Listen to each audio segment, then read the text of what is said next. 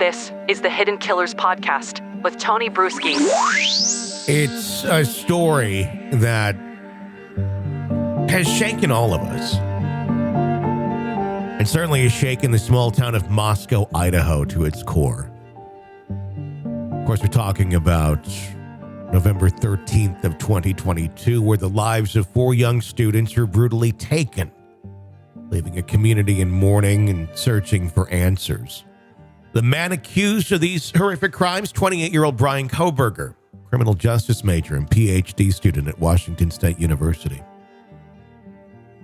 In the months leading up to the murders, Kohberger had allegedly been visiting the area of the home where the victims were found, and according to an affidavit, even returned to the scene of the crime just hours after police believed the murders were committed.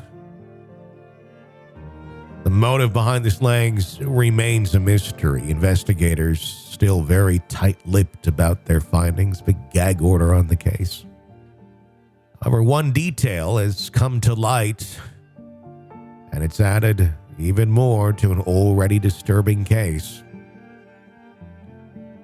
This information being confirmed now by multiple sources. Police, when they searched Kohberger's phone, allegedly found multiple images of one of the murdered students.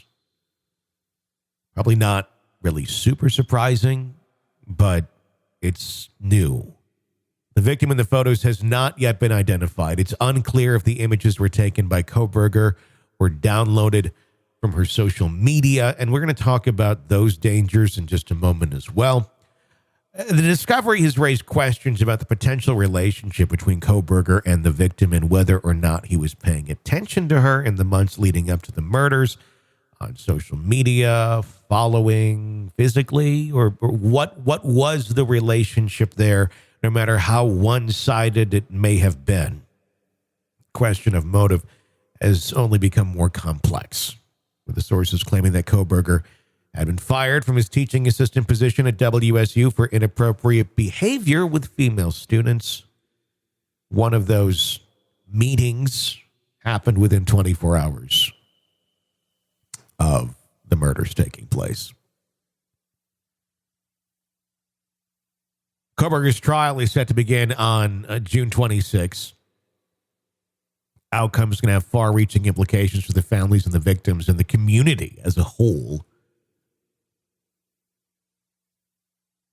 Sparked many conversations about the dangers of stalking and the consequences of not taking such behavior seriously. Or, I would say, even more importantly, not having options where you report these sort of things and more can't be done about them. Oftentimes you report stalking behavior. We know what you get. You get a piece of paper. If you get that says this person can't be near you. You think that really stops people who are stalking? A piece of paper? But what about if you don't know if you're being stalked? In this digital age, it's all too easy to share part of yourself, the world, through social media. But for those who find themselves being stalked, posting photos of yourself online can be a dangerous game. The line between privacy and public exposure becomes increasingly blurred, and the consequences of online activity can have real-life implications. Sure, you may have friends, family, yourself, self-esteem boost, look great. And sometimes it becomes a competition with friends, too. Let's be real with how this works. And it's easy to do, and it's very much a culture thing. Almost every young person is doing these sort of things and posting all sorts of photos of themselves online. Just normal to super sexy to whatever it may be. And there's cause and there's effect. An effect can be that self-esteem boosting, positivity with your friends. Another effect can be attracting the eyes of someone like Bryan Kohberger. Should you do that with that risk out there? That's a personal decision. And no one should be able to say you should or shouldn't do something like that. That's where context comes into play and your own judgment comes into play. No one should have to be stalked. No one should have to fear those sort of things. One should be able to do whatever they want with their photos and post them wherever they are or wherever they want to be. But the reality is there's people like Kohberger out there. And as much as we'd like to say, well, they shouldn't be able to do, yeah, they shouldn't, but they are. For those who are being stalked, the last thing anyone needs is to provide a predator with more ammo to fixate on. By posting intimate photos online, of course, you're risking giving a stalker even more access to your personal lives, potentially exposing yourself to future danger. Should that be what goes on? No, but it does. Additionally, the online world, it's not always the safest place. Photos that are meant to be private can easily be shared, downloaded, even altered for malicious activity.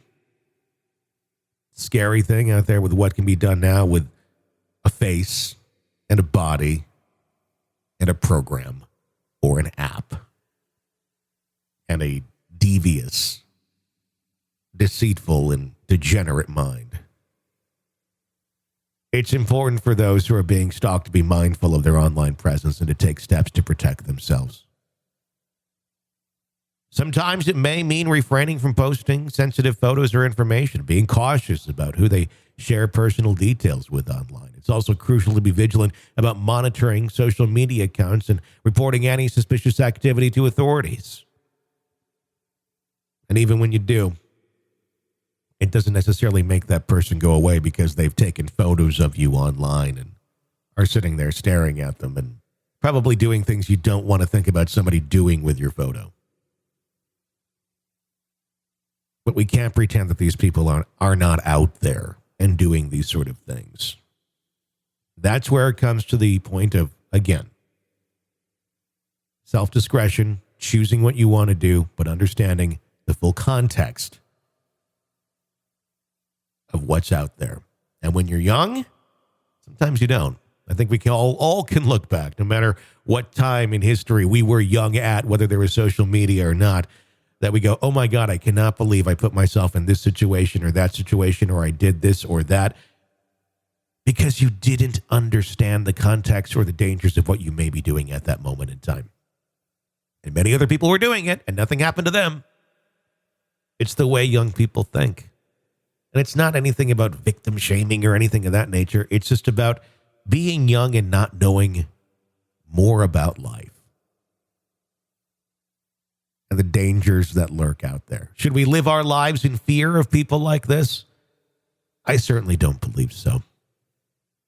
But it certainly is important to understand the full context of the world that we're all living in today. This is the Hidden Killers Podcast with Tony Bruschi.